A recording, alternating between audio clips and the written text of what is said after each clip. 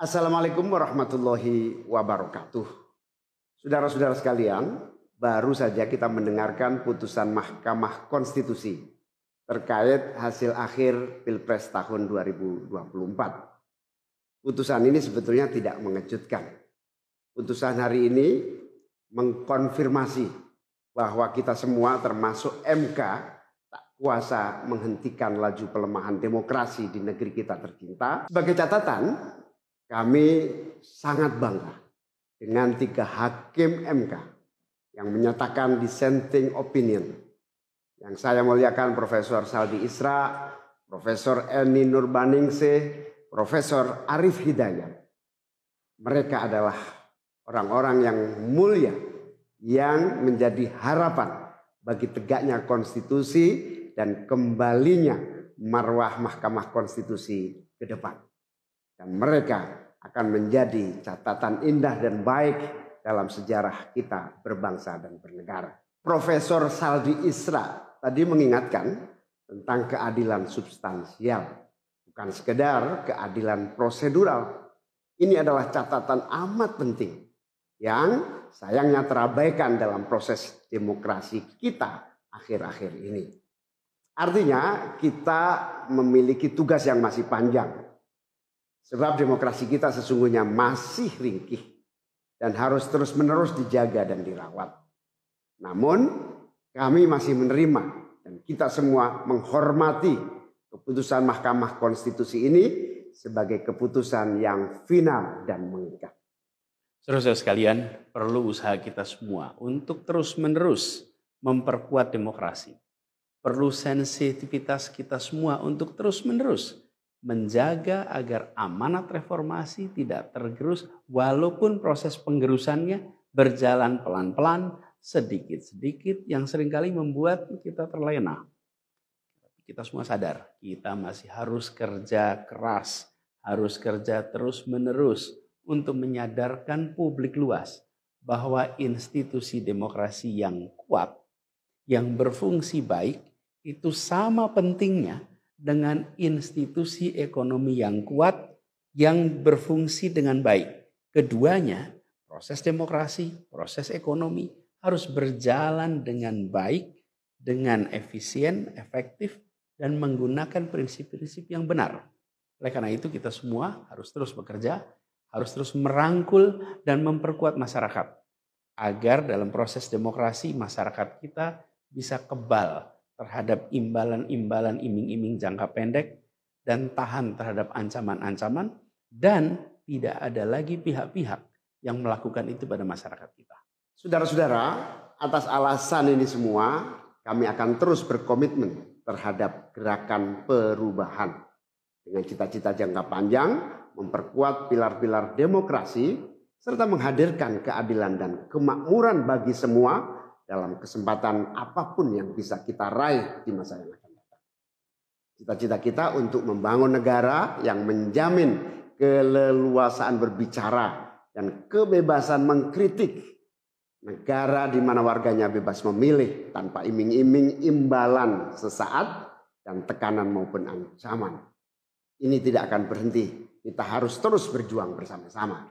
Namun saudara-saudara, kepada seluruh para pendukung yang telah menitipkan aspirasi perubahan kepada kami sebagai capres dan cawapres, kami harus sampaikan. Disinilah ujung perjuangan konstitusional kita dalam Pilpres kali ini. Keputusan MK hari ini menjadi penanda berakhirnya seluruh proses Pilpres 2024. Saudara-saudara sekalian, salah satu prinsip demokrasi yang baik adalah peaceful transition of power. Perpindahan kewenangan yang berjalan dengan damai dari presiden petahana yang segera akan berakhir masa jabatannya kepada presiden terpilih. Dengan segala catatan tentang problematiknya proses Pilpres 2024 kali ini, kami berkomitmen untuk menjaga prinsip peaceful transition of power itu. Dan kami memilih untuk menjadi bagian yang terus menjaga, terus membangun mutu demokrasi di Indonesia. Oleh karena itu, pada hari ini kami menyatakan bahwa bagi kami proses Pilpres 2024 telah terlewati seluruh fasenya. Kami sampaikan kepada Pak Prabowo dan Pak Gibran, selamat menjalankan amanat konstitusi, selamat bekerja menunaikan harapan rakyat yang kini diembankan di atas pundak bapak-bapak berdua. Saya sempat berkali-kali ditanya pendapat pribadi tentang Pak Prabowo. Dan saya jawab, beliau adalah seorang patriot. Hari ini saya terus mempercayai sebagai seorang patriot. Beliau adalah seorang yang telah mengalami pendidikan modern sejak usia belia dan berasal dari keluarga intelektual yang amat terpandang.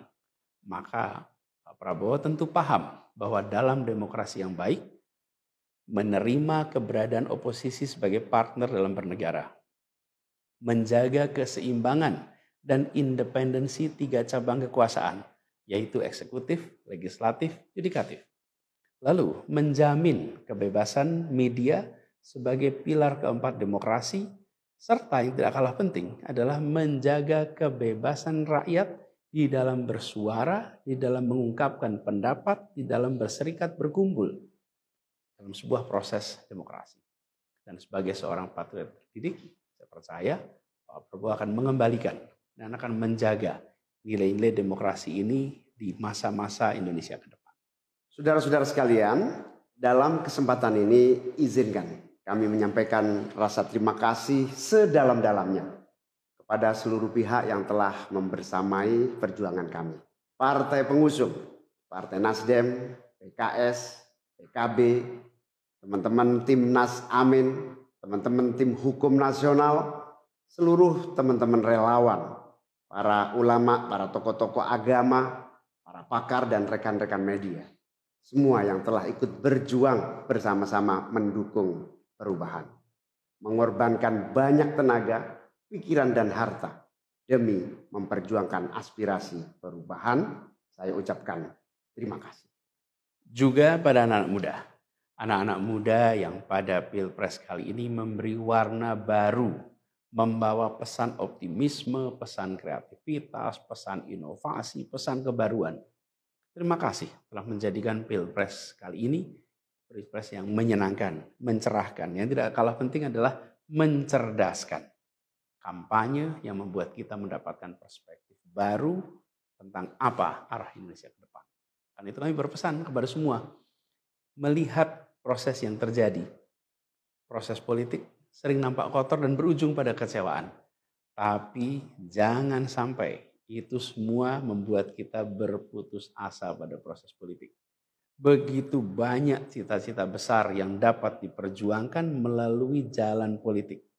Bila saat ini kondisinya masih begitu mengecewakan, justru ini adalah tanda, ini adalah pengingat bahwa perlu semakin banyak dari kita semua yang mau berjuang di jalan politik. Ini adalah panggilan mereka-mereka yang berintegritas, yang menjunjung tinggi etika, yang memikirkan tentang masyarakat, tentang negara, tentang rakyat, untuk mau masuk di wilayah politik. Bawa kompetensinya, bawa integritasnya, dorong, jangan menyerah dan jangan putus asa. Jalan perjuangan masih terbentang panjang. Sepanjang usia Republik ini masih terbentang jalan pengabdian untuk melakukan perubahan bagi keadilan, bagi kesejahteraan, bagi kemakmuran kita semua. Dan itu dibutuhkan kemauan untuk mau terlibat di dalam proses politik. Jangan putus asa, mari kita jalan terus untuk perjuangan ini. Teman-teman semua, marilah kita lanjutkan perjuangan. Mengubah yang memang perlu diubah. Melanjutkan perjuangan untuk memperbaiki apa yang memang perlu diperbaiki. Dalam berbagai kesempatan dan ruang yang tersedia di masa yang akan datang. Insya Allah, saya dan Mas Anies akan terus membersamai teman-teman semua di dalam memperjuangkan kebaikan dan perbaikan menuju Indonesia yang adil dan makmur untuk semua. Tetap semangat, jaga stamina, perjuangan masih panjang. Izinkan kami menyampaikan terima kasih. Terima kasih kepada semua. Semoga Allah Subhanahu wa taala merahmati negara Republik Indonesia dan melindungi kita semua. Assalamualaikum warahmatullahi wabarakatuh.